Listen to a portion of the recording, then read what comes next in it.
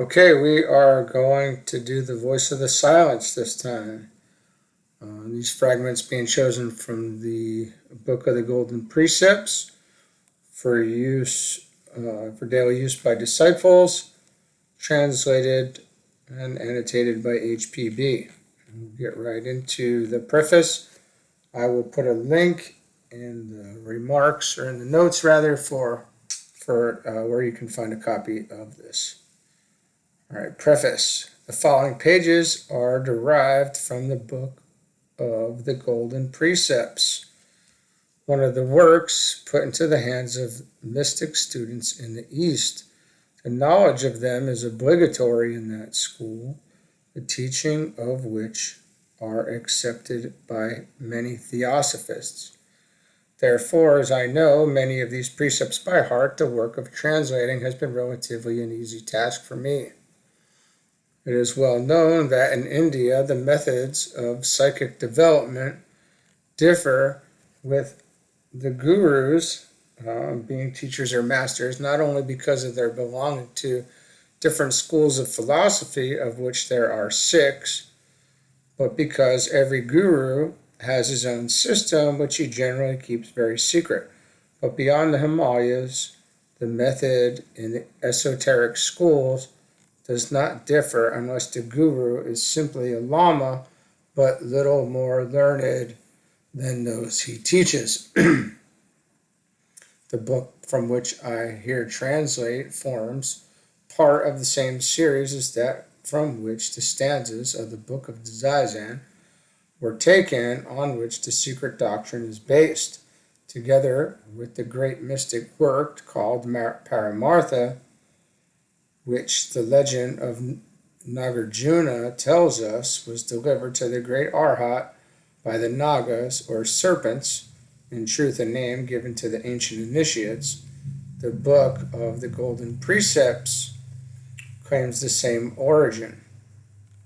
Yet, its maxims and ideas, however noble and original, are often found under different forms in Sanskrit words, such as the Yaneshvari, that superb mystic treatise in which Krishna describes to Arjuna in glowing colors the condition of a fully illumined yogi, and again in certain Upanishads. This is but natural, since most, if not all, of the greatest arhats, the first followers of Gautama Buddha, were Hindus and Aryans, not Mongolians, especially those who immigrated into Tibet. The works left by Arya Sangha alone are very numerous.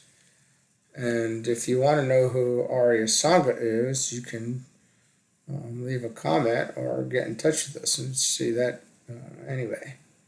So the original precepts are engraved on thin oblong squares, copies very often on disc. These discs or plates are generally preserved on the altars of the temples attached to centers where the so-called contemplatives or Mahayana schools are established. I guess that's also called Yogacara. They are written variously, sometimes in Tibetan, but mostly in ideographs. The sacerdotal language, Senzar, besides an alphabet of its own, may be rendered into several modes of writing in cipher characters, which partake more of the nature of ideographs than of syllables. Another method, which is called lug, a method or lug in Tibetan, is to use the numerals and colors, each of which corresponds to a letter of the Tibetan alphabet, 30 simple and 74 compound letters, thus forming a complete cryptographic alphabet. When the ideographs are used, there is a definite mode of reading the text, as in this case the symbols and signs used in astrology, namely the 12 zodiacal animals and the 7 primary colors, each a triplet in shade, i.e. the light, the primary, and the dark, stand for the 33 letters of the simple alphabet for words and sentences. For in this method, the 12 animals, 5 times repeated and coupled with the 5 elements and the 7 colors, furnish a whole alphabet composed of 60 sacred letters and 12 signs. A sign placed at the beginning of the text determines whether the reader has to spell it according to the Indian mode, when every word is simply a Sanskrit adaptation, or according to the Chinese principle of reading the ideographs. The easiest way, however, is that which allows the reader to use no special or any language he likes, as the signs and symbols were, like the Arabian numerals or figures, common and international property among initiated mystics and their followers. The same peculiarity is characteristic of one of the Chinese modes of writing, which can be read with equal facility by anyone acquainted with the character. For instance, a Japanese can read it in his own language as readily as a Chinaman in his. The Book of the Golden Precepts, some of which are pre-Buddhistic, while others belong to a later date, contains about 90 distinct little treatises. Of these, I learned 39 by heart years ago. To translate the rest, I should have to resort to notes scattered among a too large number of papers and memoranda collected for the last 20 years and never put in order, to make of it by any means an easy task. Nor could they be all translated and given to a world too selfish and too much attached to objects of sense to be in any way prepared to receive such exalted ethics in the right spirit. For, unless a man perseveres seriously in the pursuit of self-knowledge, he will never lend a willing ear to advice of this nature. And yet such ethics fill volumes upon volumes in Eastern literature, especially in the Upanishads. Kill out all desire of life, says Krishna to Arjuna. That desire lingers only in the body, the vehicle of the embodied self, not the larger, not the self, the capitalized self, the higher self, which is eternal, indestructible, which kills not, nor is it killed, from the Katha Upanishad. Kill out sensation, teaches Sutta Nipata. Look alike on pleasure and pain, gain and loss, victory and defeat. Again, seek shelter in the eternal alone.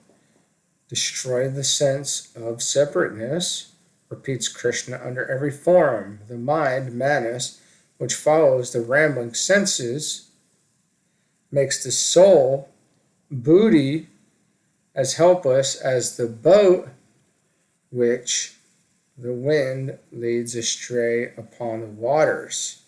That's so interesting. All right, so therefore, it has been thought better to make a judicious selection only from those treatises which will best suit the few real mystics in the Theosophical Society and which are sure to answer their needs. It is only these who will appreciate these words of Krishna Christos, the higher self. Sages do not grieve for the living nor the dead. Never did I not exist, nor you, nor these rulers of men, nor will any of you, nor will any one of us ever hereafter cease to be. And that's from the Bhagavad Gita, it's like chapter 2. In this translation, I have done my best to preserve the poetical beauty of language and imagery which characterize the original. How far this effort has been successful is for the reader to judge. That's from H.P.B. And I'm going to just stop this video here, and then we will move on into the contents. Okay, thanks.